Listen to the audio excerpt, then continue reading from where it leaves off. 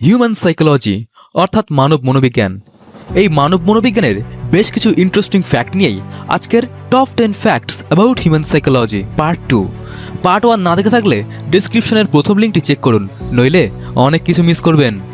Number 1, একজন মানুষ যতটা স্মার্ট হয় ঠিক ততটাই দ্রুত সে চিন্তা করতে পারে এবং তার হাতের লেখা ঠিক ততটাই স্লো এবং অ্যাট্রাকটিভ হয়।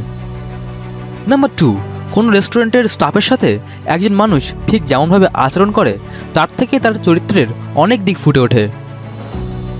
নাম্বার 3, সাধারণত মেয়েরা ছেলেদের থেকে অনেক বেশি ফানি হয় এবং যখন তারা মজা করে তখন তারা এই বিষয় নিয়ে মোটেই ভাবে না যে কেউ তাদের জোকস পছন্দ করছে কিনা। নাম্বার 4, লাজুক মানুষরা তাদের সম্বন্ধে খুব কম কথাই বলে, কিন্তু তারা তাদের অঙ্গভঙ্গিতেই অনেক কথা বুঝিয়ে দেয়।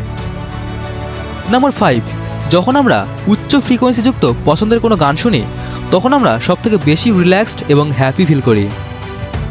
নাম্বার 6, ঘুমানোর আগে যদি কোনো চিন্তা আমাদের ঘুমে ব্যাঘাত ঘটায় তখন পটাপট সেগুলোকে খাতায় লিখে ফেললে ঘুমের আর ব্যাঘাত ঘটবে না।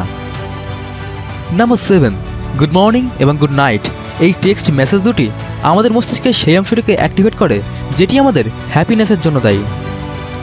নাম্বার 8, মহিলারা গড়ে কোনো সিক্রেটকে লুকিয়ে রাখতে পারে সর্বোচ্চ 47 ঘন্টা 15 মিনিট।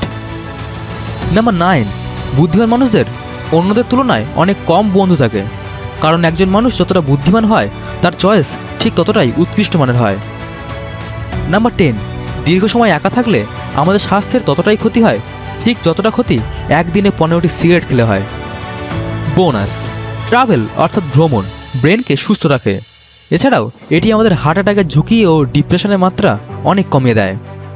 তো কেমন লাগলো ফ্যাক্টসগুলি কমেন্ট করুন আমায়, আর অবশ্যই সাবস্ক্রাইব করে বেল আইকনটি প্রেস করতে ভুলবেন না এবং বন্ধুদেরকে শেয়ার করতেও ভুলবেন না।